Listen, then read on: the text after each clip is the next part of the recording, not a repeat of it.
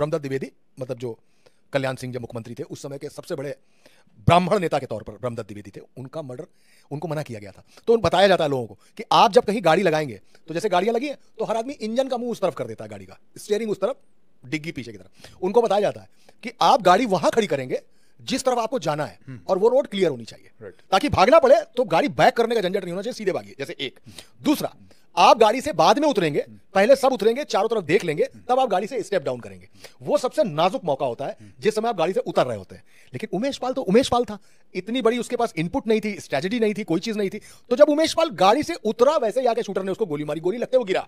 जैसे वो गिरा वो उठा, उठने के बाद आगे वाली सीट पे और बगल वाली सीट पे उसके दो गनर थे, वो दोनों गनर्स भी अलर्ट हुए और उन्होंने उसको, इनको इतना आइडिया नहीं था कि गनर शूट करना शुरू करे, गनर ने भी फायरिंग शुरू कर दी।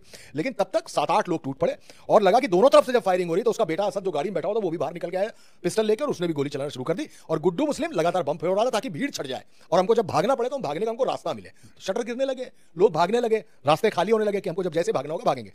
उमेश पाल दौड़ता हुआ अपनी सकरी सी गली में चला गया, क्योंकि सकरी गली में उसका घर था। ये उसके लिए एक और माइनस पॉइंट था। जब वो गली में गया तो गली में जब आप गोली चलाते हैं, जब आप बम फेंकते हैं तो ज्यादा नैरो हो जाता है भागने का और निशाना, मतलब बुल साई मिस होने का चांसेस बहुत कम हो जाते हैं। वहीं पे वो मार दिया गया और उसके मारने के बाद तुरंत सीसीटीवी फुटेज पूरे मीडिया में आ गया।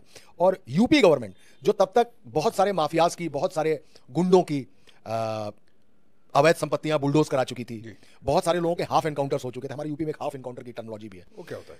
हाँ बताता हूँ। तो वो हाफ एनकाउंटर ये है कि जैसे किसी ने कोई गुंडई की, किसी ने किसी लड़की को छेड़ा, किसी ने किसी सुनार की दुकान, जेवर वाले की दुकान लूट ली, तो उसमें तो जो मुख्य वाला है वो तो उसके साथ तो एनकाउंटर होना ही होना है।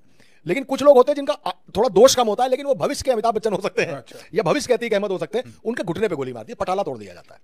पटाला या फीमर तोड़ा जाएगा। पटाला और फीमर जब टूटेगा तो आप सोचिए कि जैसे आपकी बॉडी है, आप कहीं खड़े हो जाए, थोड़ी लंबी मूछें और ऐसे तान ले, बाल थोड़े बड़े कर ले, तो आपकी बॉडी देख के आदमी एक बार आएगा कि नहीं, इससे बात करना इतना आसान नहीं है।